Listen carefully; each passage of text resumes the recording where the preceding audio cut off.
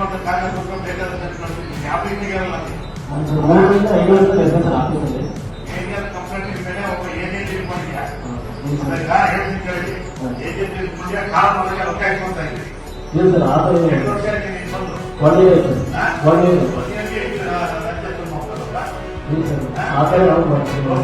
ಕೊಡ್ತಾ ಇದ್ದೆ ಪಾರ್ಟಿ ಮಾಡೋದು ಹೇಳ್ತಾ ಇದ್ದೀನಿ ಇವತ್ತು ಲೋಕಾಯುಕ್ತ ಕೈ ಸಿಕ್ಕಾಕೊಳ್ತಾ ಇದ್ದಾರೆ ಕಂಪ್ಲೇಂಟ್ ಇದೆ ನಾನೇನು ಎಲ್ಲ ಮುಂದೆ ಮೊದಲಿಗೆಲ್ಲ ಹೇಳ್ತು ಎಲ್ಲ ಬರೋಲ್ಲ ಇದು ತೋರ್ತೀನಿ ಏನೋ ಕಾರಣ ಮಾಡಕ್ಕೆ ರೊಕ್ಕ ನೋಡ್ತೀನಿ ನೀನು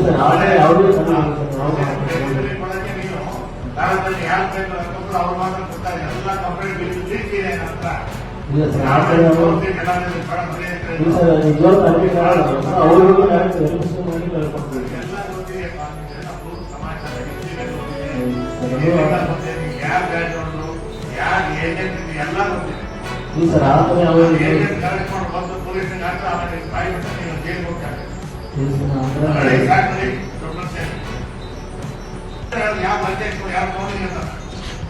ಹುಲಿ ಇದ್ದಂಗೆ ಬಿಜಾಪುರದ ಹುಲಿ ಇದ್ದಂಗೆ ಒಂದೇ ಮಾತನ್ನ ನೆನ್ಪಿಟ್ಕೊಳ್ರಿ. ಅವ್ರು ಯಾವ ಕೆಲಸವನ್ನ ಮಾಡ್ತೀನಿ ಅಂತಲ್ಲ ಕೆಲಸ ಮಾಡೇ ತೀರಾರ ಅವರು. ಭಗೀರಥ, ನಮ್ಮ ಭಾಗದ ಭಗೀರಥ, ಬಿಜಾಪುರ ಜಿಲ್ಲೆಯ ಬರಗಾಲ ನಾಡಿನ ಭಗೀರಥ ಯಾರು ಅಂತ ಹೇಳಿದ್ರೆ ಎಂ ಬಿ ಪಾಟೀಲ್. ನಿಜವಾಗ್ಲೂ ನಾನು ಒಂದ್ ಮಾತು ಹೇಳಕ್ಕೆ ಇಷ್ಟಪಡ್ತೀನಿ. ಒಮ್ಮೆ ಒಂದು ದಿವಸ ಅವರು ನಮ್ಗೆ ಫೋನ್ ಹಚ್ಚಿ, ನಮ್ಮ ಭಾಗದ ಎಲ್ಲ ಸ್ವಾಮಿಗಳಿಗೆ ಫೋನ್ ಹಚ್ಚಿದ್ರು, ಅವ್ರ ಪಿ ಅವ್ರು ಹಚ್ಚಿದ್ರು. ನಾವು ಹೋದ್ವಿ, ಬೆಳಿಗ್ಗೆ 8 ಗಂಟೆ ಕಾರ್ಯ ಕುತ್ಕೊಂಡು ನಮ್ಗೆ ಅವ್ರೆಲ್ಲ ಕೆಲಸ ಮಾಡಿ ತೋರಿಸ್ಕೊಂತ ಹೋದ್ರು. ರಾತ್ರಿ 9 ಆದ್ರೆ ಇನ್ನೂ ಕೆಲಸ ಉಳಿದಿದ್ದು ನೋಡಿ, 2 ಕಣ್ಣು ಸಾಲಿಲ್ಲ. ಎಂತ ಪುಣ್ಯಾತ್ಮರು.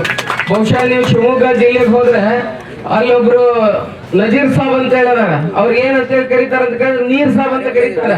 ನಮ್ ಬಿಜಾಪುರ ಜಿಲ್ಲೆ ನೀರ್ ಸಾಬ್ ಯಾರು ಅಂತ ಹೇಳಿದ್ರೆ ನಮ್ ಎಂ ಬಿ ಪಾಟೀಲ್ ಅವ್ರು ಬರ್ಲಿಲ್ಲ. ಬಹುಶಃ ನಾ ದೇವರಲ್ಲಿ ಪ್ರಾರ್ಥನೆ ಮಾಡ್ತೀನಿ, ಇನ್ನೊಂದ್ಸಲ ಇದೇ ಸರ್ಕಾರದವ್ರಿಗೆ ನೀರಾವರಿಗೆ ಮಂತ್ರಿ ಹಾಕ್ಬೇಕು ಅಂತ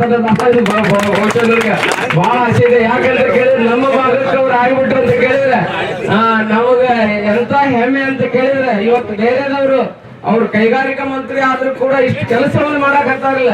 ನಿಜವಾಗ್ಲೂ ಎಂ ಬಿ ಪಾಟೀಲ್ ಫೋಟೋ ನೀವು ಎಲ್ಲರೂ ಮನೆಗೆ ಹಾಕಿ ಪೂಜೆ ಮಾಡ್ಬೇಕು. ನಾನು ಬಿಜಾಪುರ ಜಿಲ್ಲೆಯವರು ಯಾಕಿದ್ರೆಲ್ಲ ಹೇಳಕತ್ತೀನಿ ಅಂತ ಕೇಳಿದ್ರೆ ನಾನು ಬಹಳ ಕರ್ಕೊಂಡ್ರೆ ನಮ್ಗೆಲ್ಲ ತೋರಿಸ್ಯಾರ.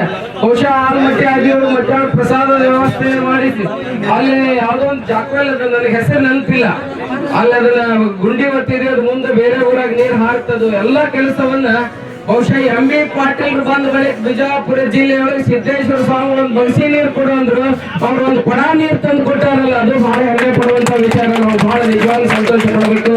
ನಿಜವಾಗ್ಲೂ ಅಂತ ನೋಡ್ರಿ, ಇವತ್ತು ನಿಮ್ಮೆಲ್ಲರ ಕರೆಗೆ ಹೋಗೊಟ್ಟು ಇಂಥ ಅತ್ಯಂತ ಭಯಂಕರ ಕೆಲಸ, ಒಂದು ಉಸ್ತುವಾರಿ ಸಚಿವರು, ಕೈಗಾರಿಕಾ ಸಚಿವರು ಸಣ್ಣ ಪುಟ್ಟ ಕೆಲಸ ಇರಂಗಿಲ್ಲ, ಅದನ್ನೆಲ್ಲಾ ಬಿಟ್ಟು ನಿಮ್ ಸೊಲಾಗ ಬಂದು ಇವತ್ತು 200 ಕೋಟಿ ಅರವಿಂದರು ಹೇಳಿದ್ರಲ್ಲ ನಮ್ ಕುಲಕರ್ಣಿ ಅವರು, ಅದ್ರ ಬೇಕಾದಂತ ಎಲ್ಲ ಹಣವನ್ನ ಕೊಟ್ಟು ಅದನ್ನು ಮುಂದಿನ 9 ತಿಂಗಳಲ್ಲಿ ಕಾರ್ಯಗತ ಮಾಡಿ ಕೊಡ್ತಾರಲ್ಲ, ಅದು ನಿಜವಾಗ್ಲೂ ಅವ್ರಿಗೆ ಆಯುಷ್ಯ ಆರೋಗ್ಯ ಭಾಗ್ಯವನ್ನ ಎಂ ಬಿ ಪಾಟೀಲ್ ಕೊಟ್ಟು ಕಾಪಾಡಲಿ ಅಂತ ಹೇಳಿ ಸಂದರ್ಭದಲ್ಲಿ ನಾನು ಹಾರೈಸ್ತಾ ಇದ್ದೇನೆ.